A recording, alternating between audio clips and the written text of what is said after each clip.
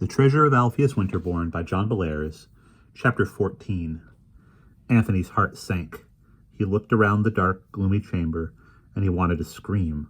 They had come up here looking for some unknown weapon that they could use against Anders Borkman, and there was nothing here, nothing but four walls, a ceiling, and a floor. "This place is empty!" Anthony yelled, and his voice echoed weirdly from the vaulted ceiling. "It was a lousy, rotten trick! Miss Eels laid her hand gently on Anthony's arm. "Calm down. Borkman is buried here, somewhere at least. And that's what the old guidebook says. And they hardly ever lie, and I'll bet when we find Borkman, we'll find whatever it is we're looking for. In the coffin or not far away from it. Remember, the guidebook did mention some kind of fancy tomb-stealing device. So before we give up, let's examine this place carefully and see what we can find out, okay?" Anthony nodded wearily. "Okay, Miss Eels," he said. "You take the flashlight and I'll use my pen light, and we'll explore the whole place." Anthony's voice sounded dull and dispirited. He really didn't think they were going to find anything but dust and emptiness. Miss Eels went over to one of the walls of the tomb chamber and began moving her flashlight beam around. Anthony got down on his hands and knees and began examining the terrazzo floor, which was made of concrete with lots of tiny marble chips set in it. The multicolored patterns on the floor were mostly whorls and spirals, but interspersed were other designs, a Star of David, a compass rosette, a pointing hand. Anthony wondered if these symbols meant anything. "Hey, Miss Eels," he called out suddenly. "Come on over here, quick. I think I found something." Miss Eels started to laugh. "I was just about to ask you to come over here." Anthony got up and walked over to where she was standing. She moved the flashlight beam all around, and he saw that the wall was covered with small, square, shiny porcelain tiles. Most of these were plain white, like the tiles on a bathroom wall, but some had colored decorations on them. A rose, a gold-colored castle, a white tower against a black background, a silver star with long rays, and a gateway that seemed to be up in the clouds. Anthony also recognized the Ark of the Covenant from pictures in the family Bible. It was certainly an odd assortment. "Interesting, eh?" said Miss Eels, tapping the wall with her hand. "Now tell me, do these pictures suggest anything to you?" "Nope," he said, frowning in a puzzled way. "Not a thing." "Well, they do to me. Remember that weird clue that ran, there are openings in the choir of the Blessed Virgin? My friend, this is the answer. You see all these tiles up there. You see all those tiles up there. The ones with the pictures fit into a prayer that Catholics used to say. It's called the Litany of the Blessed Virgin. A litany is a kind of chant where the priest says one thing and the congregation in the church chimes in with a response. Well, in the Litany of the Blessed Virgin, the priest uses symbolic descriptions that are supposed to represent what the Blessed Virgin is like. And then the congregation responds with, 'Pray for us.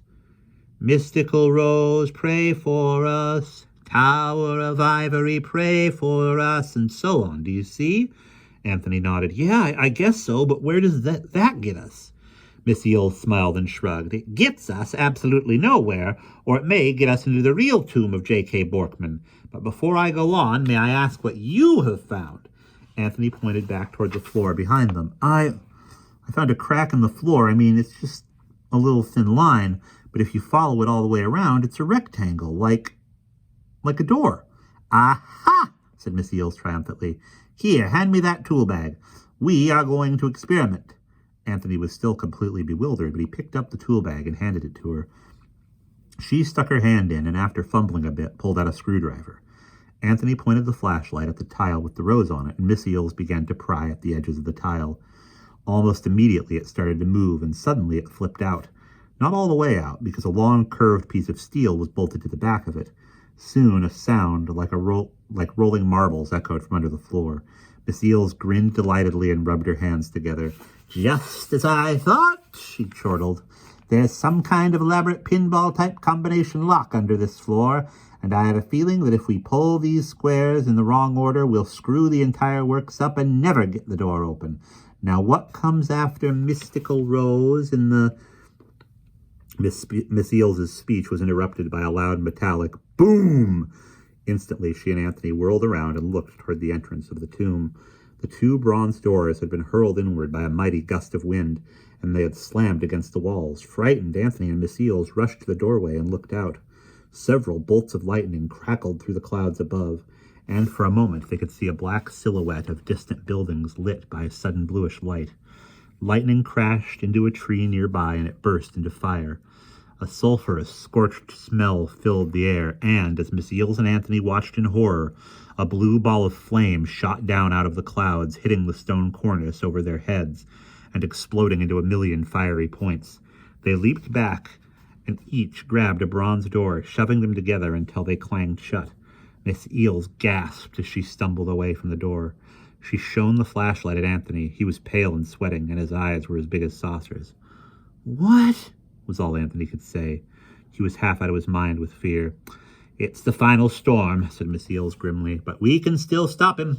Come on, there's no time to lose." And seizing Anthony by the arm, she guided him back toward the tiled wall. Anthony pointed his flashlight at the pictured tiles. "After Mystical Rose comes Tower of Ivory. At least I hope so," said Miss Eels, and boldly she picked up the screwdriver and began prying at the tile with the white tower on it. Again, the clattering of steel balls sounded from below. "House of Gold," she panted, working feverishly. "Ark of the Covenant, Gate of Heaven, Morning Star." And, as all the tiles were flipped out, more noises rang out from below. Miss Eels and Anthony held their breath. Then there was a creaking noise, and a section of the floor dropped slowly downward, as if it were swinging on unseen hinges. Below lay utter blackness.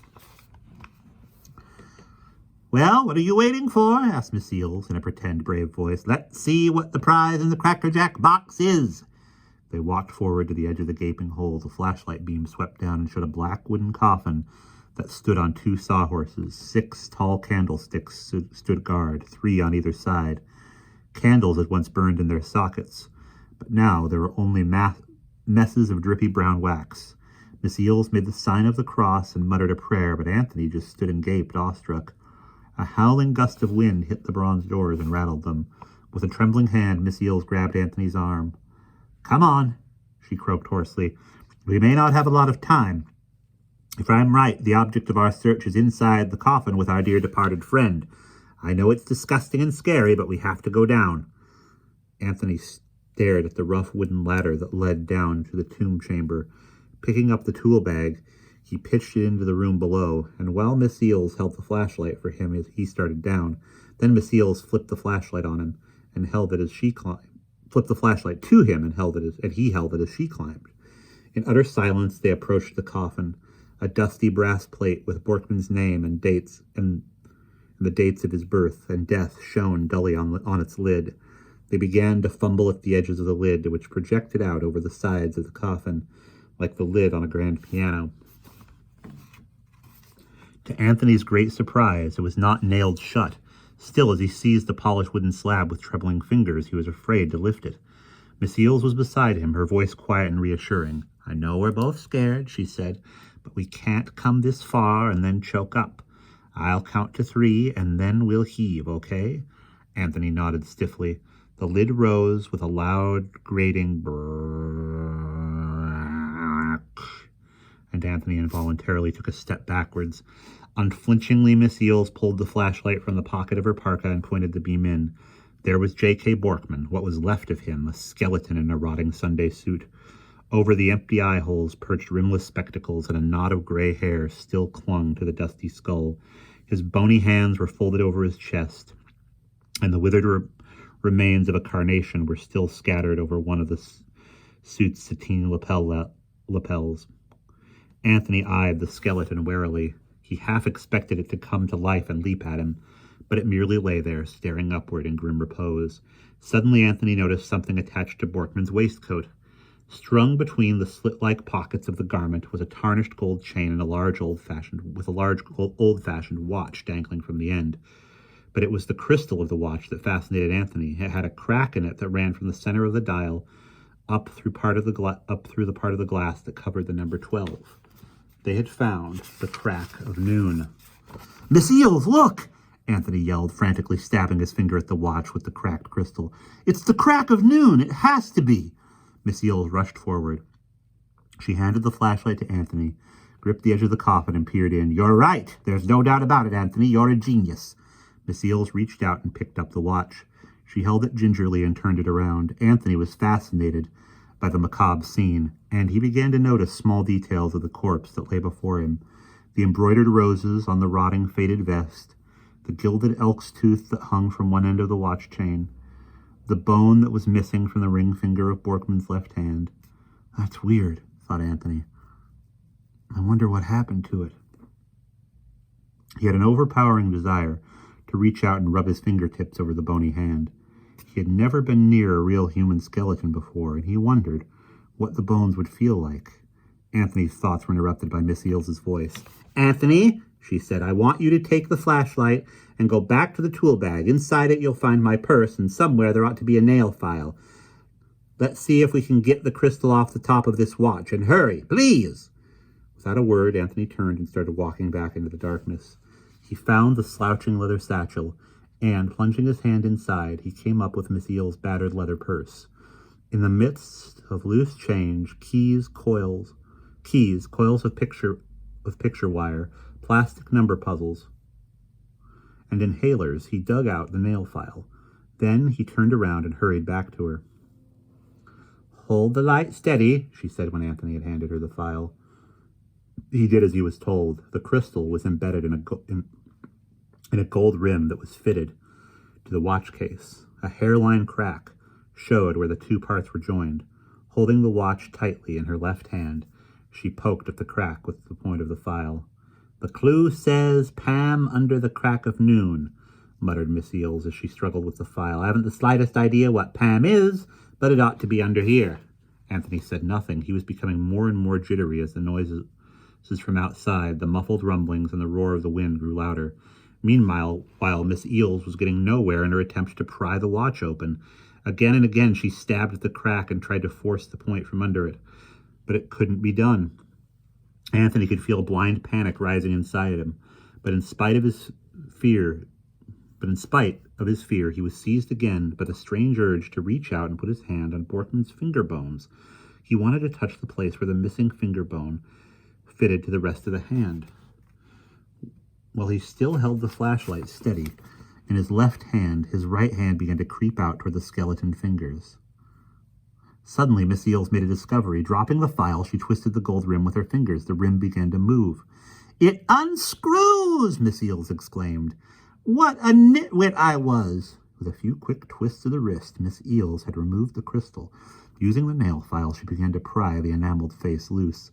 While she worked on feverishly, Anthony's hand crept forward.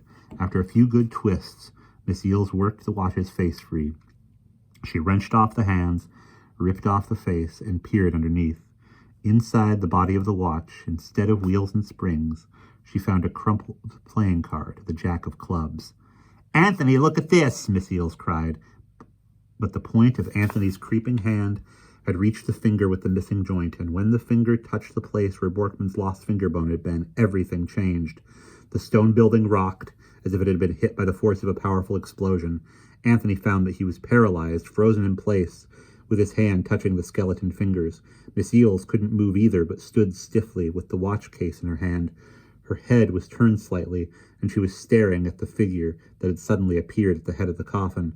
It was a man wrapped in a cloak so dazzlingly dark that it seemed to burn a hole in the gloomy blackness of the chamber. The face of the figure was lit by a wavering green light. It was a cruel, cold face with a heartless, mocking smile on its lips. It was the face of the creature called Anders Borkman, and that is the end of chapter 14.